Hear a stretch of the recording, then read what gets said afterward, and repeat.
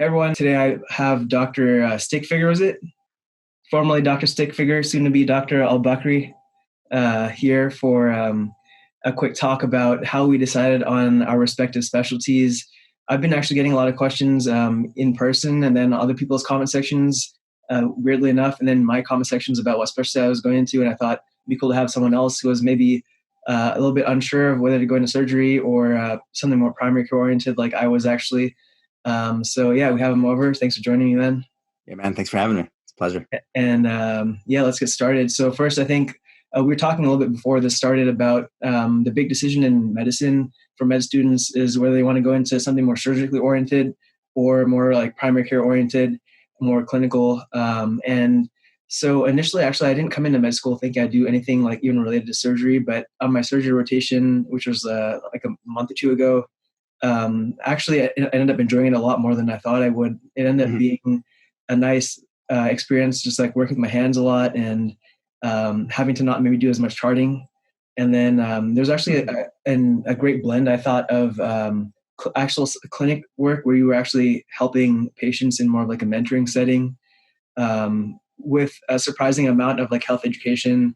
For example, when I was with like a bariatric surgeon, he did a lot of like diet and exercise kind of counseling. And then also just like, just in the operating room, helping the surgeries. My surgery rotation is pretty, maybe, I don't know if it's unique or not, that I got to go with like orthopedic surgery one day and then another day I'd be with like ENT. So I got to experience kind of different aspects of surgery and, I appreciated all of those. So for me, just being on my surgery rotation kind of raised my interest where I didn't really have it as much before.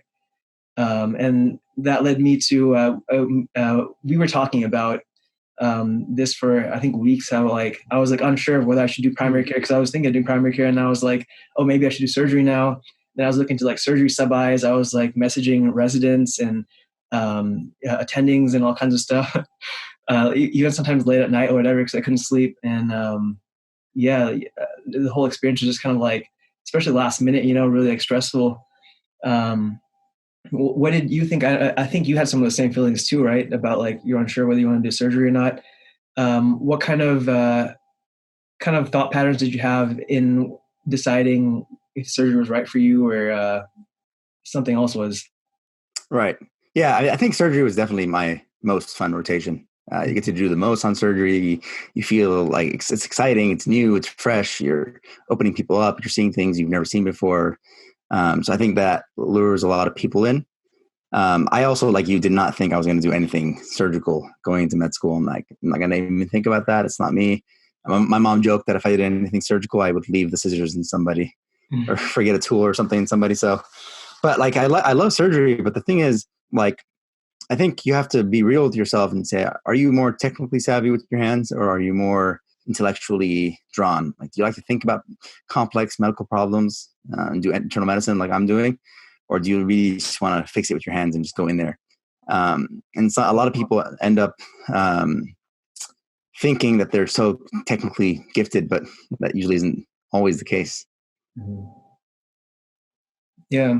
I don't know. For me, I felt like I feel like there's some aspects of that can be trained, because I mean, initially when you go in the room, like everything is going to be a little bit like rough, because surgeons have all those years of residency because they have, they have to develop those skills. But at the same time, like you're saying, there is some measure of like natural like talent or aptitude or like manual dexterity that you need to have. And some people like, I don't know, maybe if you have like, essential tremor or something, it might be a little bit harder for you to. I mean, okay, so like you're an artist, so I could see like why you have like really good hand-eye coordination skills with your hands. I won the award for the worst handwriting my teacher's ever seen.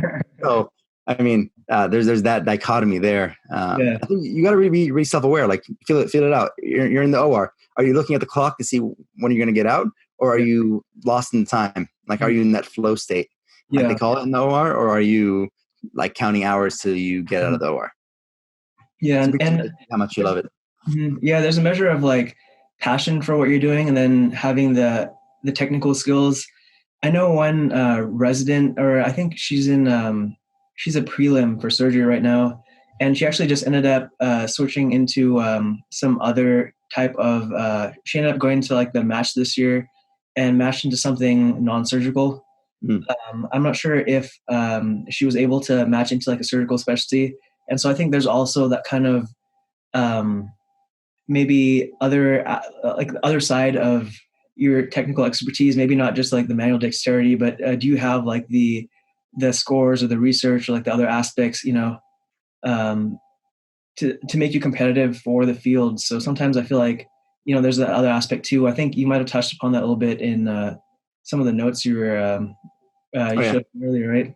Right, right. I mean, you got to be really self-aware about yourself. Like, how hard do you want to work during residency? I mean, residency just 3, 5, 7, 10, maybe years, Yeah. depending on what you do. But are you willing to work 100 hours? I mean, I met a third or fourth year resident when I was on my CT surgery rotation. He hadn't left the hospital in 3 days. Mhm. I mean, duty hours, right? But I mean, Yeah. the fellow was out of town, so he was pretty much running the service, and Mhm. he had been sleeping in the call room for 3 days. Yeah. Is that the type of life you want to live? Do you want to grind? Can you stay up all night and work and perform on surgery the next morning? You just got to be self-aware with that. I mean, for me, I realized early on, like, while this is fun and it would be cool, I don't think that's the life I wanted to live. Mhm. You got to love the OR more than anything else, Mhm. ultimately. Yeah, I think the logistics of it, unfortunately, play a big part. Like, even if you have the passion, even if you have the technical skills on top of that, there's all those logistics, like either with like whether you have those qualifications of like research and scores and all that stuff, but then also like what other stuff you want to have in life. Like, do you want to have a family? Do you want to be like a good, like figure in your family, like a father or mother, or like whatever it is? Do you have other responsibilities Right. or projects that you want to do? Do you want to be like someone that pursues like other entrepreneurial activities or public health or policy work, all kinds of things like that? And unfortunately, like I've seen a few surgeons that do have some things. Dr. Gawande is one who's like a Yeah. famous author, right? But it's like tends to be very limited and um, very rare that you can do a lot of different things. You usually have to pick like one or two besides surgery, and it really does end up becoming kind of life consuming. I've heard a lot of stories about like people getting divorced or not even being able to like hold a relationship in surgery because That's a surgical complex. Like they talk about their second and third wives, because I mean, it's a difficult life. When you're a surgeon, you're married to surgery. So whoever you marry is your second wife by default. So I mean, you're going into that with that caveat. So you have to be ready for that. And all of surgeons, they might, if you train, let's say you get out of med school at 30, you train 5 years or a 7-year surgical program plus 3 years subspecialty. Yeah. You're looking at 10 years of training where you're doing 80 to 100-hour weeks. Yeah. So It's yeah, it's definitely rough. And then it's like, I don't know, like I feel there's so many hours that you have to put in, and then it's like psychologically and physically demanding. And like if you think about it, like you have 4 years, at least 4 years of undergrad, and then maybe you do something afterwards, maybe not. I did post back, but then 4 years of med school and then residency. So it ends up being a lot of your 20s and sometimes even a lot of your 30s with like fellowships and right.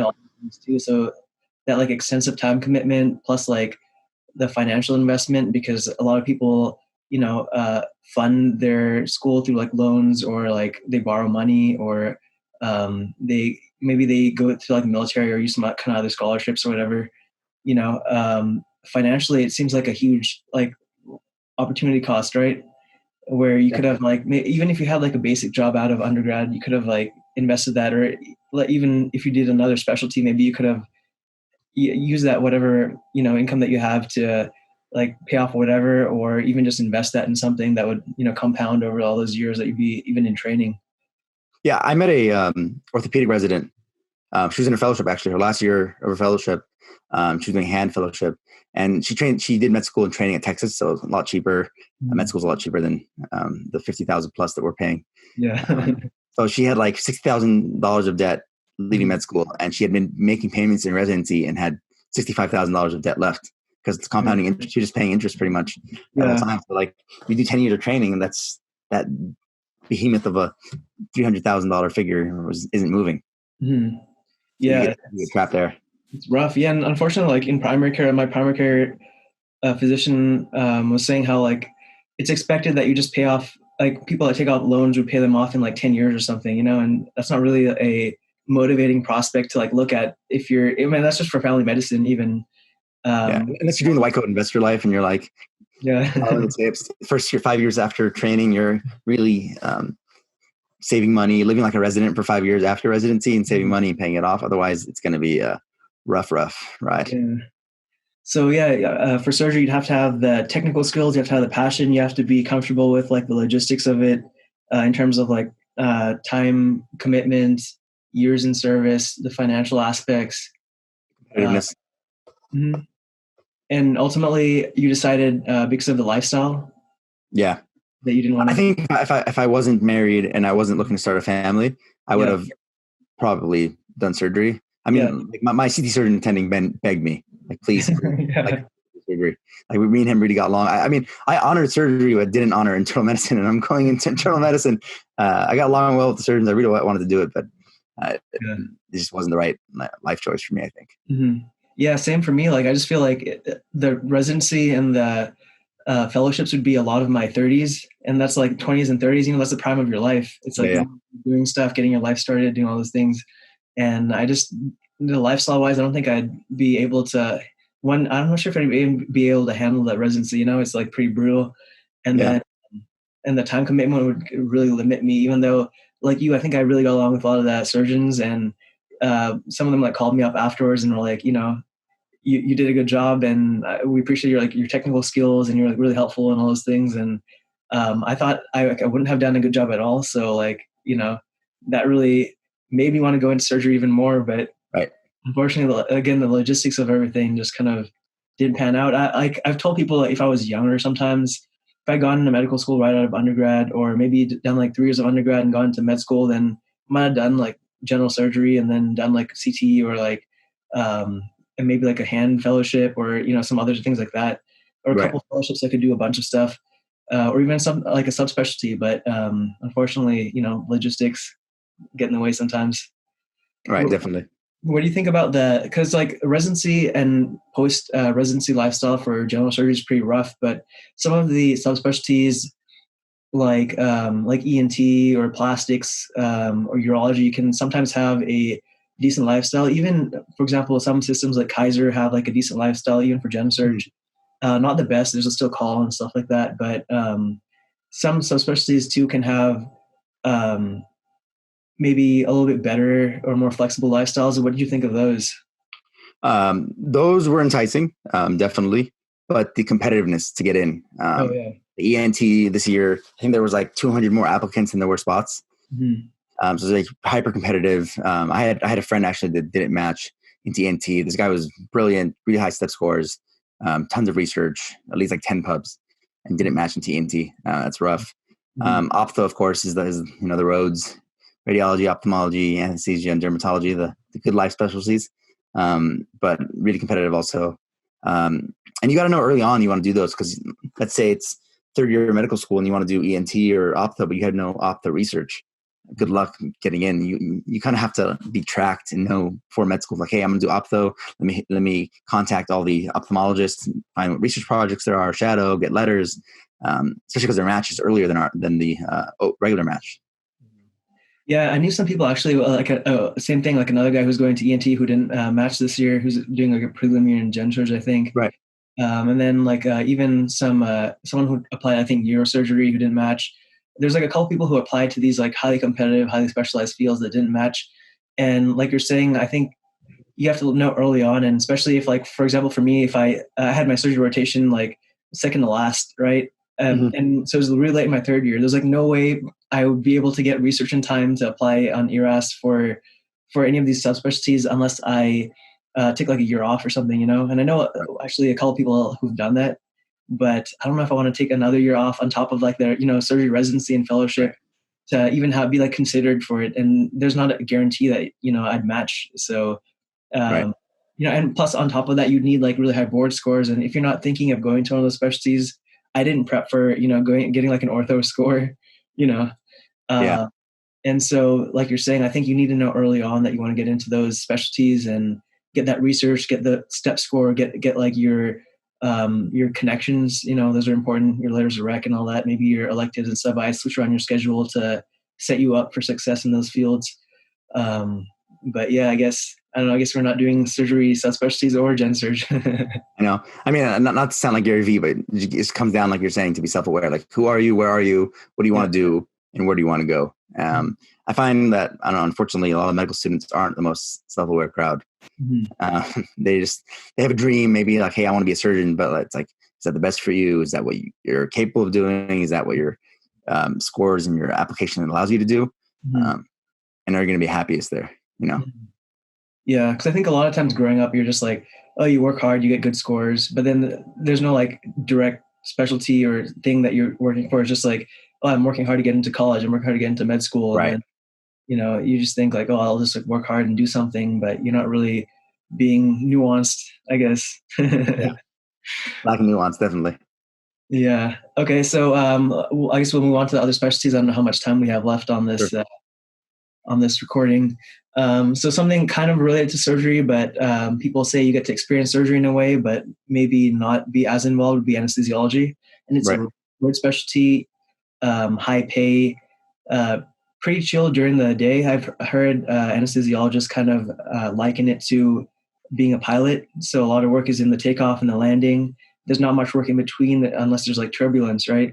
Yeah, unless it's a liver transplant, and then there's a lot of work in between, but like I've seen anesthesiologists like play video games or look up stocks and stuff like that, just like during the surgery or during the surgeries. Yeah, but I don't know. For me, it was kind of boring just seeing those numbers, and I would actually be on the other side of the curtain, Yeah. But do you? Yeah, I mean, anesthesia was really cool. It was fun to do. It was it looked like a great lifestyle. It looked like I thought about it. It was one of my last rotations, and I thought, like, oh, this could be fun. Not super crazy competitive, like medium competitiveness, great crowd. It wasn't like a toxic culture in the anesthesia world. I'd be sitting with them at the head of the table, and instead of looking at my phone or playing with stocks or whatever, I wanted to see what the surgery was doing, or the surgery team was doing. So it kind of got slow in that regard. And at the same time, I didn't want to give up this chance to have clinic.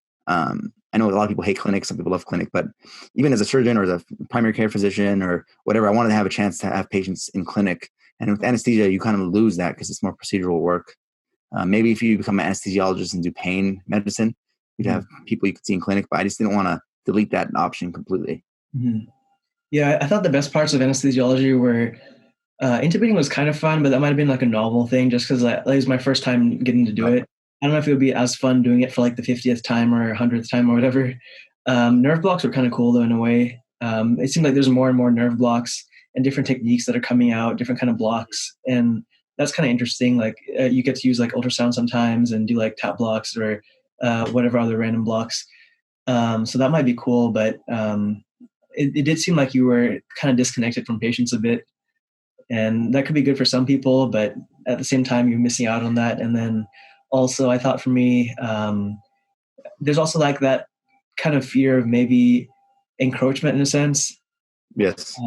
Like the Kaiser I was at had about 50-50 MDs and CRNAs, but it seemed like there's always CRNA students there. We didn't have any residents, but there were always CRNA students, like multiple. And I felt like over time, that'd probably be more cost effective and there'd probably be more and more of them. So job security-wise, I don't know how that's going to pan out. It seemed like a lot of like sometimes I remember one time there was like an emergent case where they had to call in like one of those maxillofacial surgeons because like this one lady's like airway was swelling up and stuff like that, and like the anesthesiologist couldn't intubate the patient, so they ended up calling in one of like the experienced CRNAs who was like who'd been there for longer, and he ended up doing it. So it's like after a while, you've probably seen most of the things you would have seen in anesthesiology training in residency as a CRNA. So you could probably do the same job or even better sometimes, like in this case, right? And they were both experienced practitioners, both like a little older, but I guess the CRNA had a little bit more experience, or maybe he had better technical skills or something. And it's not like you're using like all of med school in each specialty, right? So I think a lot of it could be learned like in practice, like on the job. So, that's another consideration. Definitely. I think like one anesthesiologist with a team of CRNAs and some AI algorithm that can monitor the patients Yeah. probably do work with 10 anesthesiologists. Mm-hmm. And I think that's why anesthesia was more competitive maybe 10 years ago and less competitive now, Mm-hmm. because a lot of people are scared about job security. Yeah. Although I did know some people from my school and some other schools even who didn't match anesthesiology, but it does seem like it's easier than it was in the past when, just had a good lifestyle and it was like a road specialty. Mm-hmm. Yeah. Okay. So next specialty then, I think we'll go with another surgical specialty, kind of OB-GYN. I thought it had a nice mix of clinic and surgery. What were your thoughts? I mean, that was the roughest 6 weeks of my medical school career, definitely. I mean, I got placed on gyn-onc, and if you're in med school, you know that gyn-onc is probably the most malignant, most brutal specialty there is. I mean, you show up at 4 a.m. to pre-round, and you're in the operating room at 7 a.m., and it's kind of brutal. The labor and delivery was awesome to see baby be born. It was probably the most precious moment of med school, definitely. But it's just rough. The environment's kind of has a rumor about it. It's kind of being toxic, and it's like very competitive now. Very, very competitive because everybody wants to become a surgeon in 3 years, and everybody likes the subspecialties of OB-GYN. So I think it's a rough place to be because of the competitiveness of it. Kind of a toxic culture to it, and I'm not sure that you get enough surgical training in those 4 years, especially because you're spending time in clinic, spending time in L&D to do all the things that they're doing. And that's why a lot of people are going towards that fellowship route. Mm-hmm.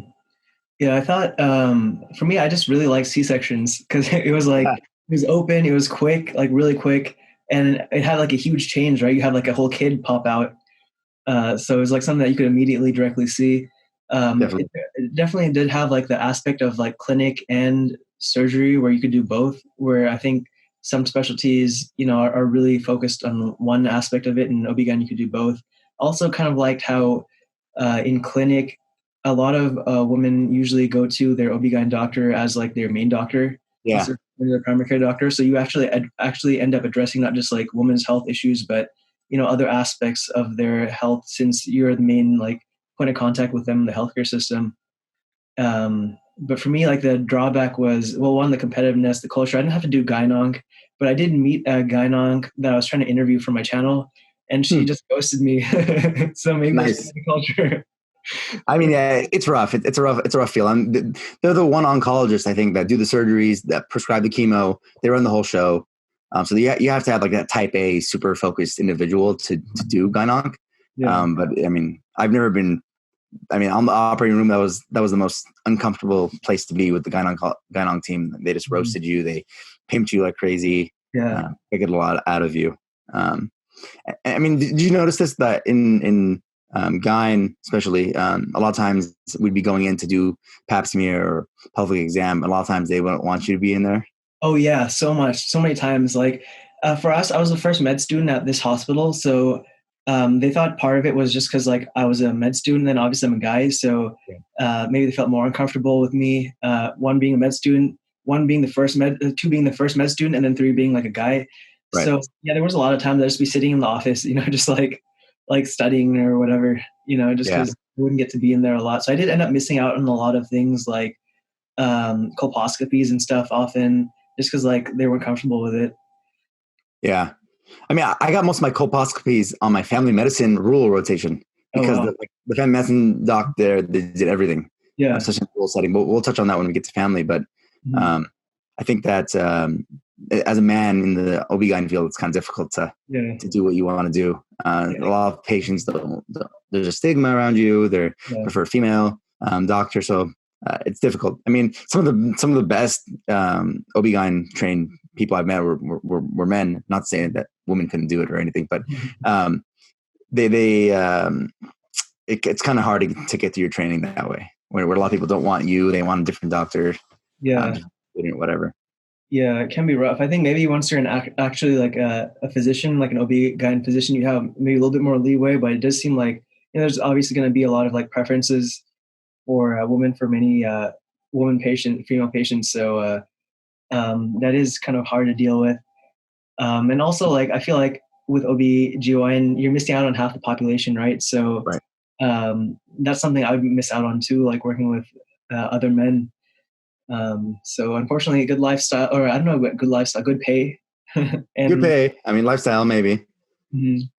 Yeah, lifestyle actually, it seemed like the lifestyle wasn't the best. There's a lot of like divorced and or like single having a hard time with their relationship kind of OB/GYN docs that I met over there. So I mean, you like the C-sections, but in some places, a family medicine doctor can do a fellowship and get C-section yeah, training, yeah, especially like in the more rural communities. mhm, Like the family medicine doc is doing the C-sections, which is pretty awesome.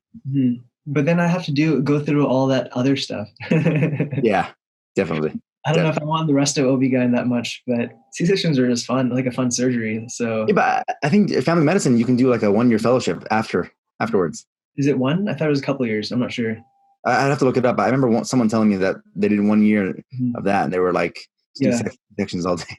Because another thing was like I heard over time it's getting harder and harder for family med docs to have operating privileges in a lot of Yes. hospitals. So it's like even with that surgery, like if you think about like quantitative wise, how much experience a family med doc, even with a fellowship, gets in terms of like numbers of C-sections, numbers of deliveries that they're doing, as opposed to like even like OB/GYN like a resident, you're going to have a lot less. So then a lot of hospitals aren't comfortable with when they could just have the OB/GYN doc do it. So I've heard some places they let you like assist or something, which isn't horrible. Like I'm sure a lot of a lot of OB/GYNs would let you do more and more as they got more comfortable with you. But I don't know. Part of me just wants to be able to like go in, do C-sections and go Okay. I mean, I guess it depends where you're working. If you're working in the Bay, if you're working in LA, if you're working like a big metropolitan area, you're probably not going to get OR privileges because they have tons of OB/GYNs to do that. But Yeah. if you're like in the middle of Kansas, Yeah. you're the only doctor, they probably will reconsider.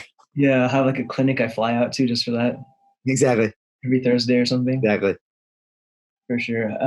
So I guess the next specialty would be pediatrics, since that's kind of going off of OB/GYN a little bit. Definitely not a surgical specialty, more clinic oriented. What did you think of it? Pediatrics was interesting for me. I didn't do any inpatient. I did a pediatrics ED and a pediatrics clinic. So I didn't really get that inpatient experience with it. It's kind of rough to do pediatrics now. It's not compensated as well. Like a pediatric cardiologist who gets equal training to a adult cardiologist gets paid less, which is really unfair. Mm-hmm. I didn't want to give up doing adults completely. That kind of didn't sound fun for me. I did consider med peds because I get the internal medicine and the pediatric training, but I didn't want to just give up the adult population. And now that they're changing the rules that pediatricians that do the 3 years of training can't be hospitalists, Oh, yeah? a lot of places they want you to do a second fellowship in hospital medicine. Okay. You have to do 3 years of peds and 2 or 3 years of hospitalist. Be a pediatric hospitalist and get paid less than a adult hospitalist. So I mean, it's a broken system. For some reason, people don't want to pay for their good care for their kids. It's kind of weird how the system just ends up working out. So that's a little unfortunate. Plus, the whole anti-vax, dealing with weird parents nowadays that read online. It's kind of difficult to navigate that. Yeah, I think I had a lot of similar sentiments. Like even with like the whole vax thing, I think a lot of like the drawbacks to pediatrics, besides like the compensation, which is like weird because you're investing in like the health of like the future population too. If Right. you think about that, would be like the difficulties with like the parents, because usually kids in general too, as opposed to like adults, a lot of their pathologies, it might sound bad to say, but it seems like are more like innocent in terms of like they have stuff done to them without their control. Right. Adults are more like, you did a lot of things, you made a lot of choices in your life that led to you having this pathology or increased your risk of that pathology, whatever, right?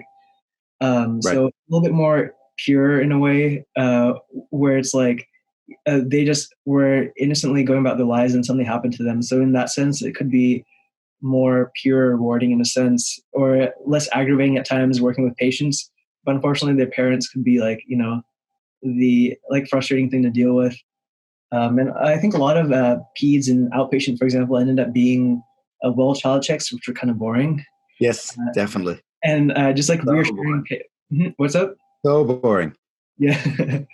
And then just like a lot of it was just reassuring parents that their kid was okay, and Yes. like once in a while that's fine, but that gets repetitive. And at a certain point, I kind of feel like it'd be better to just like reassure or to like focus on like big problems that people actually have and, make them better. Cause it seems like not the best use of my time.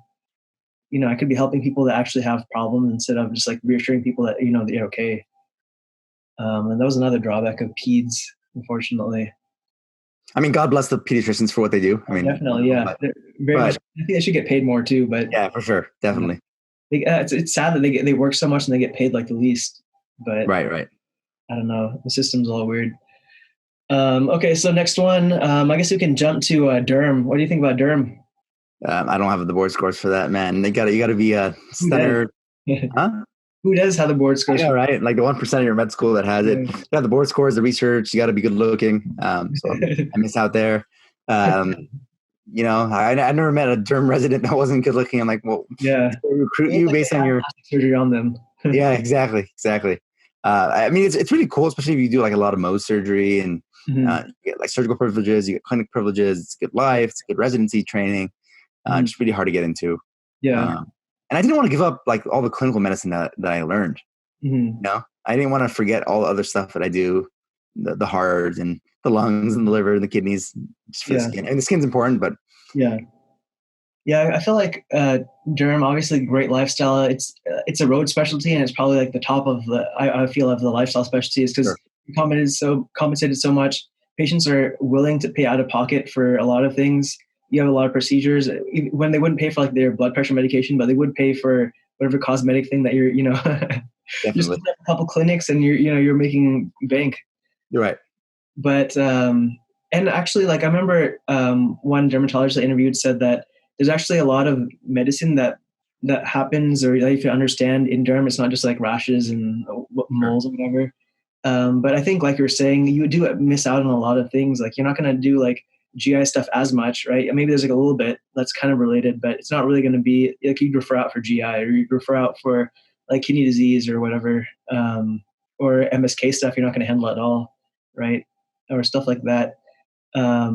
So I also thought there'd be a lot that I'd miss out on, and I thought I'd kind of get a little bit bored not being able to do those other things. And like you're saying, I don't have all those qualifications to even be considered for derm, so that's not going to be happening anytime soon. I mean, I knew some even like one of the smartest people in our school or in the fourth years, they applied derm, and I thought they'd get into some like really fancy place, and they ended up matching somewhere, but it wasn't like maybe like the most prestigious place. And I think that was because it's so competitive. Like even if you're like the best of the best, it's like you're just fighting for like even like the decent or even lower ranked spots, and they're just like amazing spots that a lot of brilliant people are fighting for. So it's a really hard competition out there for derm, especially. I mean, medicine's getting more and more competitive, and especially the places that people want to go into, like derm. Yeah. So if you want to go into derm and you're listening to this and you're not a first year medical student, it's like too late almost. Like, you have to go to first year medical school, like going in, like you white coat and you're emailing your people for research. You're already studying for step one. Like that's just really how it is now. Yeah. No, the guy who matched, like I said, he's like super smart. He had research from before undergrad that he was able, from before med school, that he was able to carry over to med school. And then he was doing research even like in the summer between first and second year. And, like he had tons of papers. I think the average is like 10 or 20 or 30 or something. Like something like that. Yeah. Some coming up number. Like I don't even have one. So it's like, you have to be real on top of it. Like you're saying, if you're not a first year, then maybe too late, unfortunately, especially nowadays. But good career for those out there. We need people out there to keep our skins like in this. But right. Anyways, what's up? Yeah, you're right. Definitely right. Okay, so next one, let's go to neuro. What do you do for neuro? I did both 2 weeks of adult neuro and 2 weeks of peds neuro. Neuro was actually one of my last decision points between medicine, neuro, and emergency medicine. I like neuro. I liked a lot of the fact that it was a frontier of medicine, because most things in neuro are still getting figured out. I'd say, like, I don't think we have a good grasp on the brain just yet, both neuro and psych. But the problem is the old adage of diagnose and adios. Kind of, you tell somebody they have this complex disease, but what do you do for them? Is the problem that you'd run into a lot with neuro, and especially with neurosurgery, kind of doing most of the, I don't want to say the real work, a lot of the work with neuro. I really like doing the epilepsy work. I wanted to do the I forget what the specialty is called. You do like neuro, and then you do a fellowship on top of neuro, electrophysiology types scholarship, read EEGs, diagnose epilepsy, treat epilepsy. That was really cool. But ultimately, like, I think neuro would be cool in another 10, 15 years. I don't think it's just there yet. Yeah. Yeah. I did inpatient, outpatient, a little bit of peds and then adult stuff. And it did seem like a lot of it, like there's like super smart, like brilliant people in neuro. And a lot of them like to like think about stuff and like localize different lesions, and which Yes. I'm like super bad at. But like, well, all those tracks, I can never get them straight even now. But like, yeah, it seemed like a great like intellectual field, but like the therapies out there didn't seem, like you're saying, very like definitive. Like if you have like kidney disease or some other kinds of stuff like that, like there's a lot of things that you can treat that have very like well thought out kind of like pathophys and treatment, like pharmacological treatments that you could use to like make changes that are actually happening and like work very well. But it seems like for neuro, a lot of them were like a little bit, and neuro and even psych, which we'll talk about soon, a lot of the therapies were a little bit more like experimental, or you try a certain thing for a little bit, do a trial, and then if it didn't work, you'd add on something. How much? Not really sure. Maybe within this range, And then so you're trying a lot of things out. Like even nowadays, there's a lot of what do you call like the EMS or the stimulation therapy stuff? Transcranial. Like, transcranial. Is it TMS? I don't even remember all these acronyms. Yeah, something like that. It seems like there's like a lot of things that are being like done or developed more, but like you said, a lot of research I think is still being like fleshed out and needs to be done to have a little bit more definitive treatments for a lot of these things. So it's a little bit more cerebral, but maybe not as I don't even know the word for impactful, maybe. Yeah. Or intervenable, if that's a word. I don't know. Something like that. Yeah. Yeah. So maybe it's something for those people who just like thinking a lot. And also I felt like with neuro, like the amount of the pathologies was still somewhat limited in scope for me. Like your big things are going to be things like seizure management, stroke management, maybe a little bit of like neuromuscular stuff like myasthenia gravis or I guess like epilepsy, things like that. But like so seizures, strokes, and a few like neuromuscular stuff. It seems like somewhat movement disorders. What's up? All of the movement disorders, like Parkinson's, movement disorders. Yeah, Parkinson's is a big thing. Alzheimer's is a big thing. But even for those, like management for that seems like pretty lackluster, honestly. I mean, if you do neuro and you do stroke fellowship, it's pretty cool because like you get to make the TPA decision. And like I know one guy that works from home. He has a video conference. They show him the patient, they show him the lab, the vitals, whatever, and he's like, okay, TPA. Yeah. But I mean, that gets kind of boring after 10 times of doing it. Yeah, in the ED, because I was just on emergency medicine, they had this like robot thing, and then they had the guy with his like camera that would like swivel up and down with his monitor so he could look at the patient. It was kind of funny. Yeah, like, in his house, just like chilling and that decision. So that seems kind of like nice to just like be chilling at home doing that stuff. But I don't know, like again for the scope and like the development in therapeutics. I thought it wasn't probably the best one. I think the Cubs did pretty well, right? Because they're specialists. Not as much as you think. I mean, I guess it depends what you do. If you do like neurohospitalists, I think you get paid equal to a regular hospitalist. Yeah. But if you're doing stroke and epilepsy, you get probably paid a little bit more. But not as much as you think, which kind of sucks. Yeah, because they're specialists and they're smart people. Right. Okay, so next specialty, going off from neuro, let's go into psych. What do you think of psych? So I did my psych rotation in the prison, actually. Oh, yeah. It was really cool. Got to see a lot of pathology, a lot of personality disorder, and actual psychosis. Psych was really, really interesting. And I wanted to do forensic psych for a while. That seemed really cool, particularly when they get called into the courtroom to kind of assess the patient. I think that's really fun. Because at one point I thought law would have been a cool career for me. So forensic psych is really cool. Psych is kind of what you make of it. depends if are you treating depression and anxiety and mood disorders? Are you treating psychosis and schizophrenia and bipolar disorder and those kind of things? It's very variable. Are you in clinic? Are you on call? Where are you? What setting it's in? Ultimately, I just didn't want to stay neck up and ended up not going to the psych. Mm-hmm. Yeah, I felt like for psych, I didn't have any outpatient experience, so maybe that's a little bit more diverse. But for me, it was all like inpatient, and so they're obviously there just because they were. I mean, for reasons like being dangerous to yourself or dangerous to others. They had like acute psychosis. They had major depressive disorder. They had schizophrenia. So either like major like neurosis or psychosis that led them to be hospitalized. And it was interesting. I think psych has like amazing lifestyle, at least where I was at. Like the inpatient docs, like they came in at like 8 to 8:30. They left from like 3 at like 3 sometimes, or sometimes even at like 1. Yeah. Some of the PAs and NPs left at like 12. So they worked like 4 hours for like great pay because they're like specialists. So it's an amazing lifestyle. I think the training is a little bit longer. Is it like 4 years or 5 years? It's 4 years, yeah. It's 4 years. And so the lifestyle is great. Pay was great. I also didn't just want to be like neck up and not, do the rest of the body. And then also I felt like maybe it's my own psych issues, but I felt like the patients started rubbing off on me.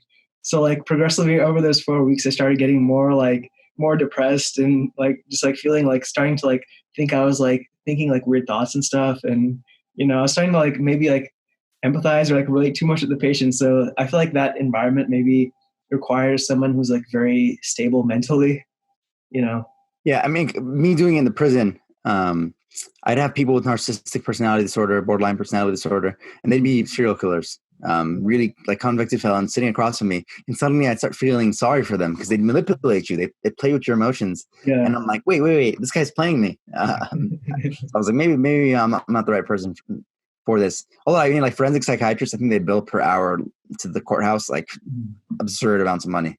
Mm-hmm. So it's like a good lifestyle. It's fun. You pretty much watch these people try to lie their way into saying that they're the reason they committed the crime is because they were ill or whatever. But it's pretty fun.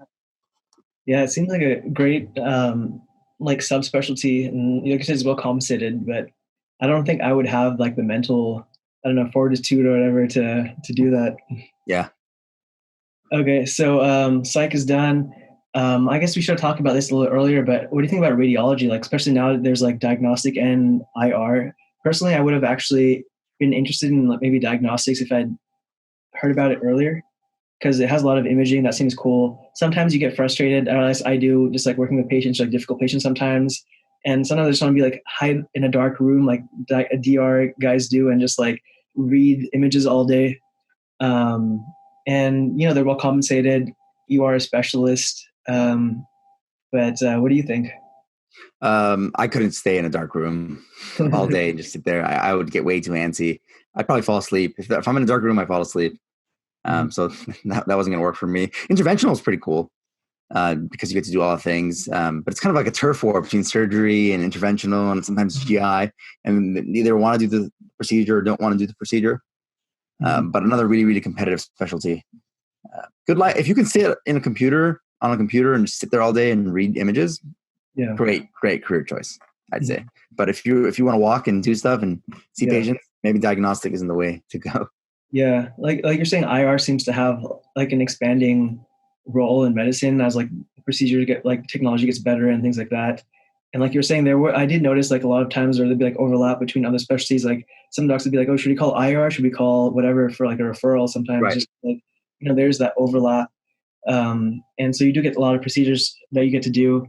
For DR, I was I didn't have like a radiology rotation yet. I just like saw radiologists do stuff a little bit, and just like the idea of it just seems like it would be nice. Like sometimes you get to like even work from home, right? Yeah. So that might be nice. But again, like with the neuro thing, would that get boring after a while? I don't know. And another thing is like, would they just like have a guy and pay them like half as much who works in like some third world country to just like read images for you? Just have a computer do that, right? Because they're getting computers getting pretty good. they can Or you detect. could have a computer plus a third world country Yeah, technician. So you could have like double reads for yeah, half the price compared to definitely. like paying a US doctor to do it. Yeah, yeah, or yeah. So you could either have them double read everything, or then or do like a batch and then like sample, Hmm. randomly like a certain amount, and if it's like lined up pretty well, then and that way you save up even more money. So I don't know. I feel like for DR, a lot of radiologists tell me that like it's not going to be taken over by AI anytime soon. But I don't know. Tech's getting pretty good, and over the next few decades, I don't know. Yeah, I think what will happen is the AI will flag certain images and ask for a human read Mhm. where it's like uncertain. Yeah. But I think like for like bread and butter reads, I think a lot of studies show that the AI does better. I don't think it's going to replace radiology, but I think it's going to be radiologists plus the AI algorithm doing a lot of the work, which makes me think that there's going to be less job opportunities. Mhm.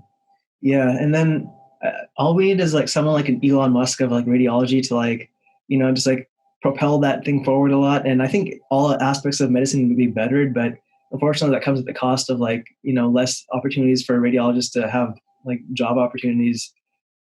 Um, Right. but yeah, I guess neither of us are going to rads, huh? Nope. Okay. So I guess we're coming down to the last few. I just finished emergency medicine, and I thought it was nice how I got to do a lot of different um, procedures, but at the same time, like lac repairs. I actually really like lac repairs. Um, they had a little bit of like that plastic aspect where it's like sometimes people would come in, like on my first day, this lady came in and her like face is all cut up. She like fell down the stairs, and it had a little bit of that plastic kind of aspect where you have to be a little bit like artistic in a sense, like find details and like patch things up nicely, and that felt cool. Yeah. Um, but and those lac repairs are a lot more involved than like family medicine lac repairs, right? If they're coming into clinic for lac repairs, probably something that's relatively small, not really urgent, that they want fixed, or like an IND or whatever. But for EM, you have a lot more procedures, I feel, that are more involved. So you get to do more. You get to intubate. You get to do all kinds of things. Um, but and then like the scope of medicine is pretty broad too. Like you get to work with kids. You can even deliver babies sometimes emergently, right? You get to work with adults, kids, women, all kinds of issues. But I thought it was a little bit too hectic for me. I feel like your vibe has to be like very calm in every situation, and I'm very not calm in even calm situations. So that definitely didn't vibe with my personality. But what did you think? I went into medical school wanting to do emergency medicine. Actually, I did Okay. like undergraduate research in EM. I was like, I already know I'm doing EM. I didn't care about thinking about any other specialty. But when I actually sampled EM, I realized the switching of schedules from night day, night day, night day really messed me up. Hmm. Like some people can just switch easily, and I guess they're less circadian bound. But I felt that it really threw me off, and I was like, why am I so moody now doing that? So I didn't like that day night flipping. But emergency medicine is awesome. You get to do a little bit of everything, especially when if you're in a trauma setting. You get to see like all these crazy cases. You're like doing medicine. That's why like the TV shows about medicine. A lot of times they're about the ER because like that's the glamour of medicine when you get to see the cool things. But problem is like you'd be in the ER, you'd get a cool case, but then trauma surgery takes over. Or you're in the ER and you see a cool case, and then cardiology takes over. It's like you don't get to do everything. You get like you have a wide breadth of knowledge, but not that much depth, which is Yeah. cool. But it sucks when you're doing primary care at 3 a.m. in the morning. Like someone comes in for a primary care issue, and they come into the ED to get treated, and Mhm. just a messed up system, I'd say. Yeah, I feel like with EM, like it was challenging for me to one, I guess logistically, the scheduling was difficult too because like there'd be long 12-hour shifts and then they'd switch. So like I think my first 3 days were like days, and then I had a day off, and then it was just like nights for the next 3 days, and then it's like switching back and forth. It was like really difficult. So I ended up like not just sleeping, a lot, Yeah. and so I'd be like groggy during the day, and maybe that's fine for like a couple of week rotation, but like it's harder to study, and like doing that for residency and then for life, is challenging. Although I think with the shift work, the nice thing is like once you're done, then you don't have to do anything with like charts and patients. And then it seems like a lot of ED docs do have like other things in life, like families and other activities that they're doing. I mean, Um, the trucks kind of follow you home sometimes if you don't finish them in time. Oh yeah, that's true. I mean, I like ED notes more than IM notes. I think IM notes, they're trying to write essays, but Yeah. ED, it's like, tell me what happened. It's like, get to the point and be Yeah. done. But at the same time, it feels like that's the most burnout specialty. I think that the Mhm. numbers actually corroborate that, which is not a good sign, I guess. A lot of the EM doctors that I met are trying to work their side gig or do Yeah. whatever, trying to get their exit strategy. So, Mhm. I mean, I don't think it's a good long-term Yeah. I outlook. think, yeah, I think like I've heard that also. Like I've heard people say that it's a like a young person's specialty, and then over time, usually people end up going to like admin or doing some other things just so because of that burnout aspect. Like it gets to you, I Right. guess, after a while, and you don't see like a ton of older ED docs. They're usually younger, in my opinion, like from what I've seen, at least my Right. experience. And like you're saying too, I feel like ED docs are often kind of sent out, or like they either, so like with ED, like emergency medicine, I feel like you see a patient and automatically you're trying to look for the most like pressing issues, what's going to kill the patient, the top diagnoses. And if something is like not urgent or is like a medium level of concern or a low level of concern, you pretty much just like stabilize the patient and then ship them out to what specialty needs to address that, like CT or CT surgery or IR or whatever it is, maybe a gen search consult for an appy or something, or you basically like send them home with an outpatient follow up to their primary care to handle the whatever medium or low tier concern it is, right? And for me, I felt like I like addressing those medium and low tier whatever things, Right. uh, and so often I get caught up in that stuff, and then they were more focused on whatever's like going to kill the patient. And I'm trying to address all these other things. So I think I like focusing on like more like a holistic kind of approach where I'm focusing on other things. And again, I don't do well with like hectic situations. So having that like that urgency and that pressure really made me maybe didn't vibe with me as well. So I don't do well in those environments, I guess. So I guess the scope was good, but the vibe and the setting wasn't the best for me, which is why I didn't do it. But I guess some people it works out really well. Like I Yeah. think for our fourth years, I think a quarter of them or a third of them ended up going to EM. Wow. Yeah, it was That's a intense. lot. Yeah, there was a ton. And that's the thing, it's getting more and more competitive because everyone's trying to go into it. I mean, it compensates well now. Insurance really compensates well Yeah, for ED visit because you step in the door of the ED and it's like $1,000 yeah, already. But like, that's the thing, you can't really pick your specialty on what's compensated well now because you don't know what's going to be compensated well in 10 years, 20 years. yeah, It's always a changing. yeah. You never know like what's going to happen large scale too with like universal healthcare or whatever nowadays, or things like that. Or if there's going to be some like COVID thing in the future that's like even worse, or who knows like what big changes are going to happen. Because there's definitely going to be stuff, and things always fluctuate, like you're saying, over time. Even sometimes by the time you finish residency or fellowships, there might be a whole different kind of environment. Let alone like a few decades in the future when you can't even predict what's going to happen. Like nephrology was really well compensated when dialysis was getting started. Mm-hmm. So everybody went into nephrology, but now that it's not as well compensated, it's not as popular as a subspecialty. So Mm-hmm. thread the That's needle carefully. what's up? You got to thread the needle really carefully to know, Yeah. like, are you making a decision because it's something you want to do, or are you making a financial move? Yeah, that's why ideally they say to focus on. People say to like focus on stuff you want to do, and then regardless, even if it doesn't end up paying well, you at least you like it, right? Yeah. That or you can find a way to make it compensate you well, even if it's not the most maybe innately well compensated field. Right. And you mentioned nephrology. It kind of got me thinking about pathology. What do you think about pathology? I think like a lot of the same thing with radiology. If you can sit there and look at slides all day, Yeah. more power to you. Mm-hmm. I think they're really smart people. They don't have to understand every disease and every disease process and all the Yeah. different variations. But I think a lot of the same things we said about radiology with AI and exporting overseas or whatever it is, it's going to happen Mm-hmm. with pathology. And I mean, I like to see patients. I like to talk to people. I like to meet people. Yeah. Being in the basement of the hospital wasn't the thing for me.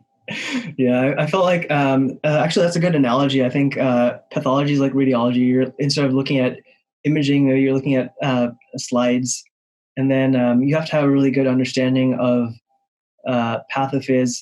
Like I know some one of the pathologists or one of the students that matched into pathology this year, like he would just read up to date all day. He was the kind of person who went into the anatomy lab on his own time to dissect things, like without any kind of assignment or anything. Like you just like dissect out like like nerve Yeah. plexes or whatever and stuff like that for fun. Like, so he was like the kind of person, I feel like that's the kind of personality that you have, that, that's kind of drawn to things like Path, where Yes. you're really fascinated with just like the science of medicine. And if you are, then I guess that's good for you. But like you're saying, I think patient contact and things like that are probably stuff that I'd appreciate a little bit more, at least to some extent. Although sometimes when you have difficult patients for a while, sometimes you're just like, oh, I just want to be in a room, a dark room, reading slides, or I mean, that's what makes it fun. yeah, those difficult patient encounters. Okay, so now I guess we're getting to the kind of the end, the meat of what we're going into. Why do you decide on internal medicine, and then maybe you can talk a little bit about IM subspecialties too. Sure, sure. Internal medicine for me, I actually made the decision in the middle of the undecided specialties meeting. At the end of third year, they have a meeting for each specialty, and then there's a meeting for the undecided students. So I made the decision there. I think internal medicine gave me a wide range of career options. I didn't know exactly what I wanted to do. Did I want to be a hospitalist? Did I want to open a clinic? Did I want to do subspecialty? But it gave me that wide breadth of knowledge, so I can do whatever I want to do with my career. Like I could do 3 years of internal medicine and then pivot, do a year of hospital medicine, and reapply to like cardiology subspecialty. I think that it's great that you can kind of pick your own path and you're not locked in. I don't like being forced to like, okay, you can only do this, and then you're trapped for life. And internal medicine, I think the hospitalist life is getting very, very appealing because a lot of people are 7 days on, 7 days off. Sometimes they have a clinic during their 7 off. I mean, that's dying out more and more. And you're either a clinician or you're a hospitalist. But it's a great option there. If you want to pursue a subspecialty, you have that option. You get to really get to the meat of medicine, learn a lot about a lot of different things. And I felt like it was intellectually stimulating. Like if you like Dr. House, if you like watching House, you like really thinking through a problem, internal medicine is the place you want to be. Mm-hmm. Yeah, I feel like internal medicine is like the heart of medicine. It's like really, what medicine's about. You address everything. You address it in great depth, even through the chart notes. Yeah, and too then much sometimes. and then mentally, even like you said, it's very stimulating. They're always like thinking through like deeply about a pathophys and everything that's happening, and then treating them with like definitive treatments that that are available. And like you're saying, there's like a lot of specialties that you can go into that are actually well compensated, like really well, like GI, cardiology. They're like super well compensated. You get to do a lot of procedures. There's a lot of cool like tech and things that you can do. Unfortunately, I feel like it ends up being because like those are a couple year fellowships, so it's almost like a surgery level training, but you are well compensated at the end of the day without actually having to go into surgery. My mentor in med school was a electrophysiologist. So he did 3 years of internal medicine, 3 years of cardiology, and then 2 years of electrophysiology. So he gets to put in pacemakers and do all these surgical things. And I'm like, wow, you could become a neurosurgeon in the same time that you became an electrophysiologist. So clearly the training system is broken. I mean, somebody that knows they want to be an electrophysiologist, there's no reason to make them train for 8 years. Yeah. They could really fast track and get that done quicker. But that's not probably going to change because residency is free labor for the hospital, or cheaper labor rather. But you have a lot of potential with what you want to do. And there's subspecialties that are like nowadays really cool, like infectious disease. Like Dr. Fauci, he's an infectious disease specialist. You get to do all of these cool global health type of things. Kind of think where problems are coming from. You can do onc, you can do GI and scope people all day. You can do cardiology, and whether you want to do interventional and put in valves, you want to do electrophysiology, put in pacemakers, or you want to just be general cards and stress test people all day long, whatever it is, you kind of have that wide, and then not to mention critical care, of course. Mm-hmm. Critical care gives you that like really intense, really high stakes medicine if you want that. So, I mean, you can do whatever you want to do with internal medicine. Yeah. It definitely gives you like the most options, I feel, with all the fellowships. You could even do something chill, like being an allergist or something, and they're compensated super well, I heard. Like my family med doc, one of the family med docs I know, I think one of his kids is going to an allergist, and he said they're compensated like super well, and their hours are just like really chill too. So it has a good lifestyle, and you're compensated well, and it seemed like a relatively chill job, testing kids for allergies and giving maybe steroids or something, or having like exposure therapy or whatever. So you have to do peds first though? I don't think she did peds, but I'm not sure. I'd have to ask her. Yeah. but I think she did IM, but I could be Wow. wrong. Interesting. So you get to work with the kids eventually. Maybe she did med peds, but I'm not sure. I'll have to check. Yeah. Yeah, but like you're saying, there are a lot of options, great lifestyles, and great pay. Or you could just be like a general, like primary care, internal medicine doc. For me, I felt like uh, I even if I don't practice OB-GYN a lot or don't practice peds a lot, I felt like I kind of wanted to have the knowledge of being able to address some of those and maybe address those like a little bit. Hmm. Uh, I kind of like being able to answer questions about stuff, even if even if I'm not practicing that. So if someone was like, "Oh, I have this like pain here," or "My kid has this problem," I want to be able to like, know what's going on and like give them advice, even if that's not like my main focus. Like I don't plan on having like OB-GYN or peds being the center of my practice in family med, but I still want to be able to address some of that. I think it's part of the aspect of like wanting to know a little bit about everything, jack of all trades kind of thing. Obviously, then I'd be a master of none, right? But Right. uh, even having that somewhat surface level understanding and being able to help at least the more superficial problems, I think would be intellectually stimulating for me in a way that maybe I wouldn't get if I was like a specialist who did, really deep work in something. But having that breadth is really appealing to me in medicine, even outside of medicine. Yeah. I can't do surgery. Um, or I mean, if family medicine was able to apply into like all those medicine subspecialties, I probably would have looked at family medicine a lot harder. I just didn't want that door to be cut off. I mean, there's some cool subspecialties in family medicine, like sports. You can do obesity medicine, preventative medicine. There's a couple of cool ones, yeah. but like it kind of sucks that they don't let you do cardiology or whatever it is that you want Yeah. to. Which is interesting because, like, okay, so I guess we can go blend this into IM/family medicine. Sure. FM I did primarily because of the breadth. I actually applied to med school with my application saying I wanted to go into family medicine, and I guess I was committed, Nice. even though I was teased by all these other specialties. Committed. I guess I ended up still going to family because the breadth is really appealing one.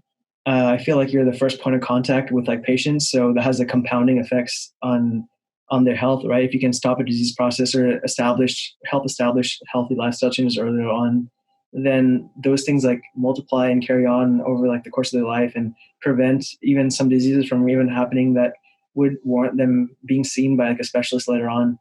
You get to build relationships with people, almost like with family medicine. Not only are you treating a family, but you become part of the family almost in a way. So you build those deep relationships. I felt like, again, with the breadth, there's like breadth in terms of like the cases you see, but then there's also breadth in terms of like the types of practices you could be in. Like I know family med docs in like cosmetic type practices. I know family med docs like doing private practice and doing really well. There's always like geographic opportunities for them because you need primary care docs everywhere. Direct primary care too. What's up? You can do direct primary care. Oh yeah. Also, like that new business model is popping up everywhere, and a lot of people are liking that. Like a concierge type, or like you have your own pool patients, they pay a monthly fee for you. You opt out of HIPAA pretty much, so that I know a guy that has a laptop. He has all of his patients' records on like a Google Doc. They've opted out of HIPAA. Probably not the safest thing to do, and they pay him like a monthly fee. So there's a incentive on both sides to stay healthier because they don't want to have to like go into the hospital system. And he can post their charts on Instagram and stuff. Yeah, the Instagram doc life, that's a specialty we didn't talk about, the Instagram doc. Yeah, so it would be, I think it would allow you to do a lot of those things. And then, like you were saying, that there are a lot of fellowships that you could still do, like sports med or obesity or things like that. But I guess IM could do a lot, like IM could do sports and things like that too. The real thing with IM versus FM would be the downside would be FM has less opportunities for fellowships, like you're saying, which interestingly, I feel like you should be able to do like cards or something, cardiology or whatever, just because like if you're doing cardiology as like a family med doc, then you'd have a little bit more experience with kids, for example, or, populations like that. So then I feel like that kind of cardiology would maybe overlap with like peds cards. And then FM would be like a nice, like intermediate of like you being able to see both kind of, I don't know. I feel like there'd be like novel opportunities in a sense with like the breadth of FM docs to contribute in a sense to some of these fields if they were able to do fellowships in that. But I guess unfortunately it's not like that. Or like allergy for like an FM doc. I don't know if that's a possibility, but it would be nice if you could do stuff like that. Training system's really broken. Yeah, unfortunately, it's not perfect. Yeah. It's far from perfect, actually. And then I feel like with FM, just because of the breadth, I guess this applies to IM too, but I feel like FM, because you have a little bit more peds and like a little bit more like OB-GYN and stuff like that, maybe I was thinking in terms of like, I want to do stuff outside of clinical practice, clinical medicine, maybe with like startups or businesses or other things like that, other businesses or things like that, established ones or startups, or even my own thing, or maybe even stuff outside of that. I feel like FM has, with its breadth, it's very conducive to doing other things just because you have so much experience or exposure to all these different things. Like even in terms of like, maybe you don't have a lot of like surgical experience, but you do have a lot of like pre-op, post-op care, and you do have a lot of interactions since you're like the intermediary of all these specialties. You're coordinating all these things. You do have a lot of exposure to all these people, and I feel like that plus your broad clinical experience makes you a valuable like consultant, for example, or a valuable member of like a whatever startup or whatever thing you're trying to do. Even if it is just starting like some other specialty clinic or doing a cosmetic clinic or whatever it is, and making bank like those NPs in LA, NPPAs. Maybe not the most trustworthy and integral for people, but you know how it is. Yeah. But yeah, I mean, for me, that was a thing. And also I think part of me was like afraid of like, I feel like IM's maybe a little bit more demanding in terms of residency. Like seemed like the hours are long and things like that. And I wanted something a little bit more chill. So I was like, oh, FM has the breadth, has those opportunities. And maybe like, it seemed like a lot more residencies are maybe easier in terms of hours. I don't know if that's a good thing that I'm looking for. Cause like people are like, oh, you need to train hard so you can be like prepared for everything. But I'm just trying to do like probably mostly outpatient stuff and family. Maybe if I want to do hospitalist, I could do like hospitalist fellowship, and do hospital medicine. And I think some FM docs don't even have that training. They're still hospitalists at some hospitals. So if I wanted to, I could do that. But I'm a little bit afraid of like intense residencies because I feel like it's going to be hard no matter what. And I'm not trying to like increase that hardness by doing like 24, 20-hour shifts or like some whatever crazy hour schedule it is, I think it depends on the location. Like some internal medicine places that I interviewed at were a lot easier. Yeah. Some of them had no 24, some of them had like mandatory 24s. It's like, it's very variable. But I think if you've seen that algorithm where it has a question, like, are you hardworking? Are you not hardworking? That's like the first route. If you say yes, it's like medicine versus surgery. So I think internal medicine might be more rigorous, but at the end of the day, it's only 3 years. Yeah. Like it passes by. A lot of people are like, don't make your decision based on how your residency is going to be. Make your decision based on how your attending life is going to be. Because residency sucks no matter what. Yeah. Which is hard to do because like most of our interactions or a lot of interactions are with residents. Yeah. We're like, okay, but what's the attending life really look like? Yeah, it's hard because I mean, 3 years, you're saying it's short, but for me, it still feels like, it's a long time. I mean, 3 years ago, I mean, like I've known you for like, we saw you like 5 years ago and then we're talking again like 3 years ago and that feels like yesterday. Yeah. It flies by. That's true. I guess afterwards it seems like less, but in the moment it just feels like, it's so long. That kind of like wrapped up all the specialties and why we came into like emergency or IM and FM. Do you have any regrets or things that you changed? Things I changed. I wish we had more opportunities to explore things earlier on. I guess I could have been more proactive and like reached out to people like, hey, can I come shadow you? I want to see what the specialty is about. Because you don't get a formal radiology training in third year. You don't get formal rad onc. You don't get formal derm. So it'd be cool to like kind of feel that out and know what you're into without boxing yourself in with research and whatever. You could always say, I wish I scored higher on STEP, but everybody wishes they scored higher on STEP. So it is what it is. And I think everybody ends up in the specialty they're supposed to end up in. And there's people now that do a first year of surgery and realize surgery sucks for them. So they reapply and they go into medicine or they go into radiology or whatever it is they wanted to do, and it ends up working out. And then on the grand scheme, 1 year is not a big deal. Yeah. Yeah. I don't know. I think like you, I kind of wish maybe I had done more shadowing early on. I think the onus is on the student to pursue shadowing opportunities and decide on a specialty, because with your third year experience, a lot of the experience is for a grade, and it's not really like you can decide on a specialty or make up your mind for all these competitive specialties during your third year, because it's too late by then, like we talked about. Like I wish earlier on I had explored stuff more, and then I feel like I thought I'd just do family medicine, so I was just trying to coast most of the time. Yeah. Because I didn't really need to. Like, you don't even need to do a lot of things to be found. Like, I don't have any research still. I don't really have any extracurriculars or anything like that. So I feel like if I had explored stuff a little bit more and then like aggressively pursued something, maybe if I went like in my first year, had explored surgery a little bit, I would have thought maybe it would have been realistic in my career, and then maybe I'd aggressively pursue that. I feel like when you're like super passionate about something and then know exactly what you want to do, then you're more driven and everything just kind of lines up and like is like focused, right?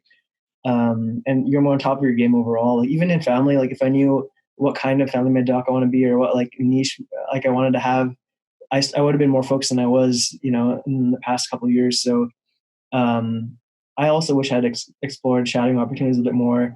I kind of wish, I feel like the med school system's also not ideal. Like the first 2 years could be condensed. Like one of my friends is or graduate from Duke Med, and I think for them they mix their first 2 years in one. Yeah. And start clinicals, and I think some other schools do that too now. Yeah, our school's moving to that model where you do like preclinical for a year, then you're in the clinic second year. I think they're trying to make you take step 2 first before step 1. But now step 1's going past fail. That kind of throws a wrench in everything. Mm-hmm. Yeah, like even some schools, I think they start you out like doing clinical work in your first year, right, or something, or having exposure.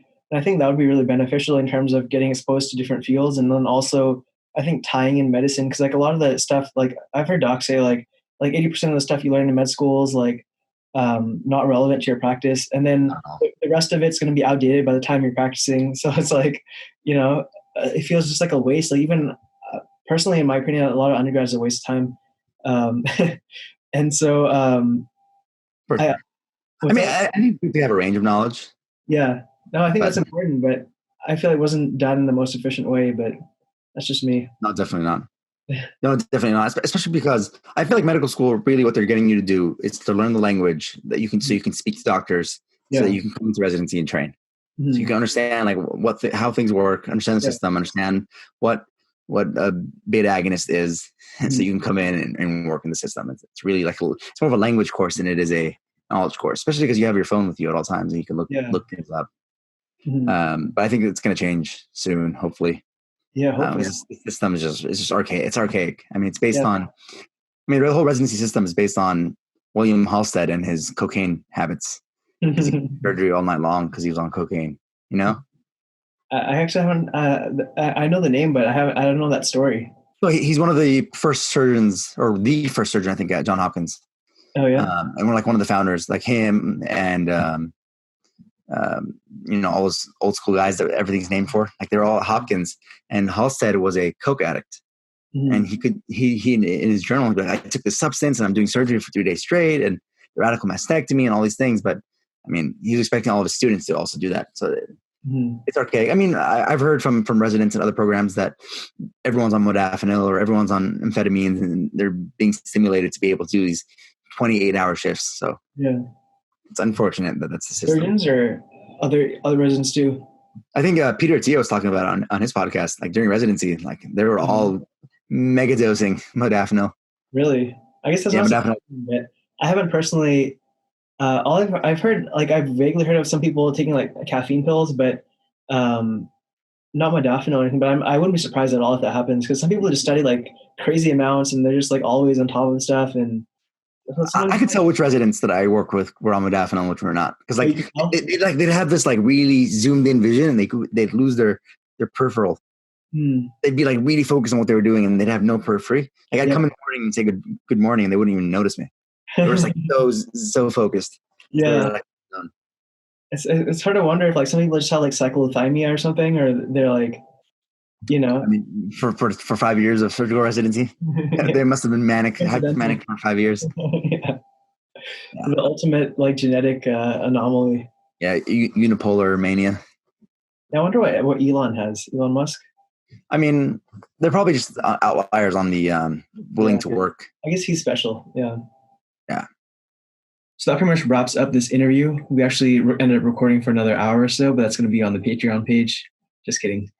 Thank you again, Dr. Albakri, for joining me for this interview. And thank you guys, all you who tuned in for either watching or listening in on the video, for all you guys' support. Make sure you drop a like, subscribe if you haven't, hit the notification bell for me, and comment down below any thoughts that you had. If you like this long form content, if you prefer shorter ones, if you prefer shorter clips, feel free to let me know.